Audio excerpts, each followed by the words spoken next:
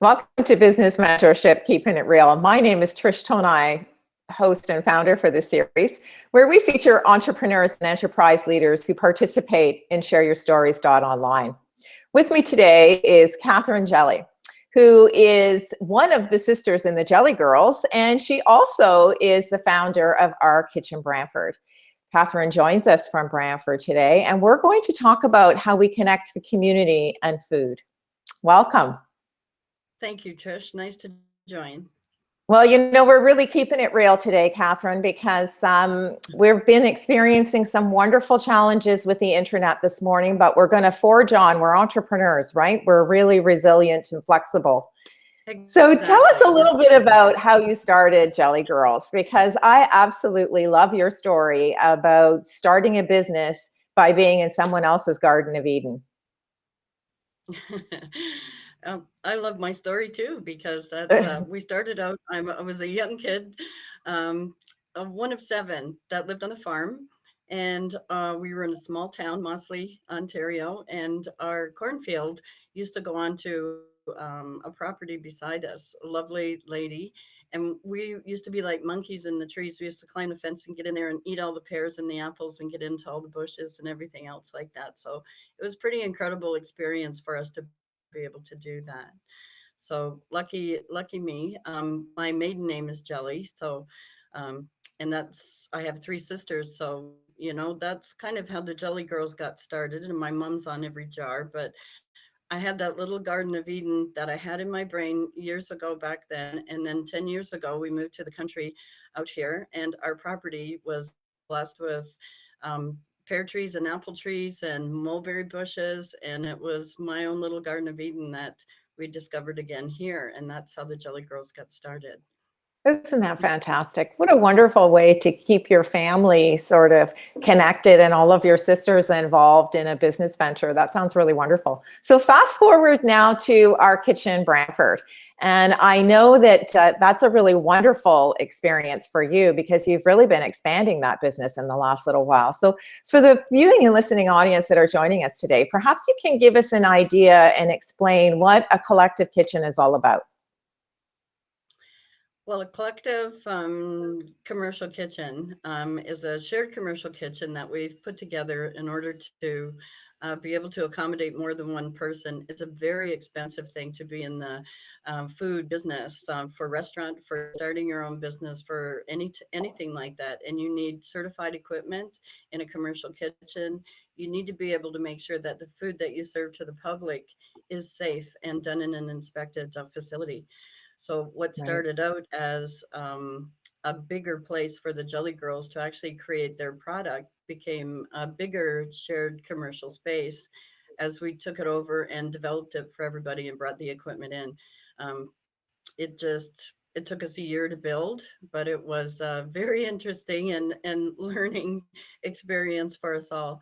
And now we have a facility that, accommodates 35 and up small food businesses. So we're very excited about that right at this period of time, for sure.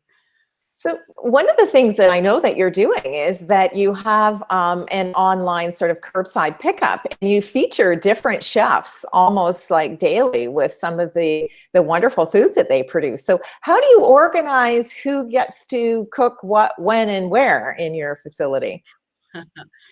We have a schedule. Our back facility is open 24 hours a day, and our front kitchen, which used to host a lot of classes and events and all kinds of exciting things, that changed when we went into the pandemic because we had to find a way to keep our doors open and sell our product. So our schedule was still there, but our members weren't coming in as they would have. But we turned our front our front facility into a food shop where we sell everybody's food.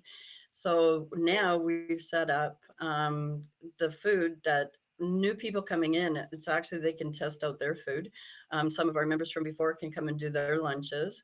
One of the people that used to do lunches in there is now building meals to go. She makes an amazing mac and cheese that is just selling all over the place. So when you're selling that well, you just can't do lunch every day. So she'll come in and Right. do a guest lunch with us and sell those incredible meals. But this is how they all got started. We have Tamale Girl who sells out every other week. Very exciting. So our schedule, which we're still building on, it's changed so much. It gets to I highlight bet. all these very unique and very cool people that they're either a home cook, that they have, Helen Sungarian cabbage rolls, that kind of thing. They offer all those wonderful things. So we get to have them and have some pretty amazing lunches there Monday to Friday. And it's a schedule that's managed by the food shop. We have our person in the food shop who looks after the front commercial kitchen. We have what we call our food shop angel, Amanda, who's in there all the time selling things. But it is truly a coordination, because as we're growing, both the front and the back are getting extremely busy, and Busier. Yeah. it's wonderful to be able to showcase all their magnificent food. It really is. Well, I really love the idea that you're really bringing the community into your kitchen because, as you say, it's a huge business venture for someone who may have a wonderful family recipe that's, they've given to their friends and family and now they're able to sell it. But tell us a little bit about because obviously we can't come into your kitchen and participate in a cooking class at this particular point in time. But tell us a little bit about the future. Hopefully, in the summer months, we're going to be able to reconvene and get together again in more collective spaces. So, how does the cooking classes work? So, do you bring the chefs, individual chefs, in and feature their specialty so that someone like myself can come in and cook? Well, we're beginning to do that. It's sort of up to the individuals. The classes that we had before were in person, and that was how we presented them. It's kind of up to them to put them online to do that. So, in our adjustment with having our food shop there, we haven't really been able to do that yet, but we're planning it. We've had charitable organizations come in and actually film within our kitchen. Right now, we have St. Leonard's who are doing their soup cook-off. They are doing it virtually, but they've already refilmed. They've already filmed it in our kitchen. We have another Wow. facility at City of Brantford that we're not supposed to talk about yet, but they're coming in to film within our kitchen too. So they're doing it, following all the rules within there and filming it and presenting it later. So some of the things that we did were to do a virtual, not a class, but to bring people in virtually on Zoom sessions to still see our Right. kitchen, because we're Right. very unique. But yeah, the classes are starting again.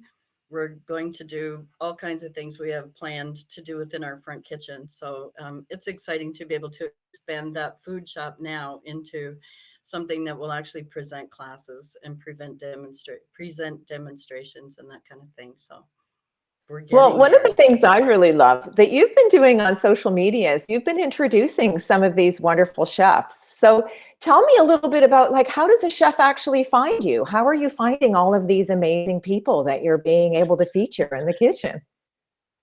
Well, for a while we were one of the best kept secrets around, but we've just been out there experimenting with social media. I've been challenged with that because I don't really have that in my background. So we've depended on a few people. We've done a bit of filming with some local people. We've also engaged someone new to do that, but we get out there and we have an exceptional chef who's on our staff, and that's Chef Julie Yurkak, and she's a double red seal chef. So she sets a terrific Wow. example for everybody. So just being within the food community, and people that are coming in, they love to cook. They have their specialties, so we promote them to get out there and come on, let's try that. Let's do some lunch. Would you like to expand with that? And Right. word is getting out and we're starting to grow. I think lunch in there for one person was way too much. So now being able to set the days up like that is pretty incredible. But we've been just starting to build our community of chefs. We go out there, we just enjoy it. And like our chef used to work under Chef Stephen Smith, like there's some big names that they've actually worked with. And the local people, they're to to me, they're all celebrities, the local chefs that are around.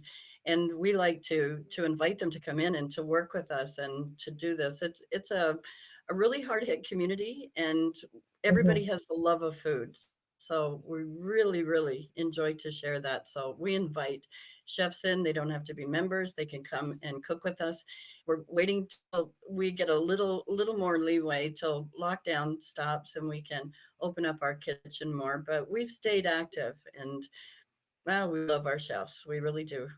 You know what? I have to say that one of the things that I really admire that you're doing is you're almost helping to mentor some of these folks because, you know, to your point, some chefs are very outgoing, but others are actually really shy. And the marketing part of sort of talking about what they do, they're really not comfortable with.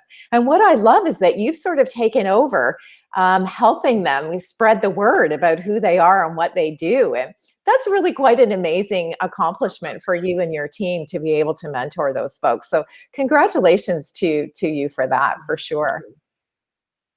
Thank you. So We put one together of the a wonderful, talent. you know what, one of the wonderful Sorry. things that we love is now, how many times do you feature the Jelly Girls? Have you had your sisters in there doing some sort of crazy things with how they do preserves? No, Have you been helping folks with that? no. The unfortunate part about that is I miss my family. Yeah. We can't do all this. The Jelly Girls grew to it was me, Mom. Chef Jules is my top cook. She creates everything in the kitchen, but we haven't been able to be together as a family and to do things like that. So Right. it's actually been pretty precious the times that we have been spent together. They used Right. to be a whole lot more involved, with all kinds of things, but it's just us forging through now to do this. So the Jelly Girls, we still like to do the little road trips. We haven't been able to do them as successfully lately, but we'll be back out in the fields visiting our friends. We have quite a network of people that we deal with, the farm community and everything. So we'll be expanding to go out there to do that. But yeah, I really love the fact that my family was so incredible. I see all, my sisters were more so the cooks than I was. So it's really, really a precious thing for me to see that I've actually taken on doing the jams and the preserves when I was the one who, if I couldn't glue it, I couldn't do it. So they Right. did all the cooking and everything else. I had no need to. So they've nurtured me as well. So Well, I really love the fact that, and we'll certainly start watching you on social media so that we can sort of see when your road show, and you go and we take your show on the road with the Jelly Girls for sure.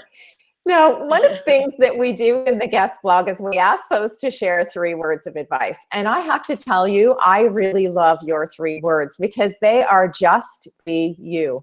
And tell us why that's so important to you. well, just be you. There is nobody else like you. There really isn't.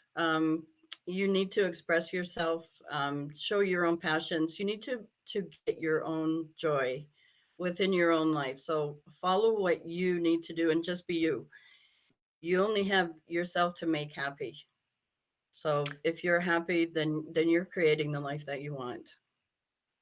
Well, thank you so much, Catherine. I mean, those 3 words of advice, I think, are something that can each and every one of us can sort of appreciate. And to you and your team, I really want to thank you for all the community support that you have provided during this difficult time and helping to support not-for-profits and doing your wonderful, giving sandwiches and so on to people in need. So I wanted to give you a little bit of credit for helping out in your community as well. So thank you so much for that. Thank you, Trish. Thank you To very the much. viewing and listening audience today, I hope you've enjoyed this edition of Business Mentorship Keeping It Real, where we introduce you to the person behind the logo. And we certainly invite you to join us with your story by visiting our website, shareyourstories.online. Thank you so much. Thank you, Trish.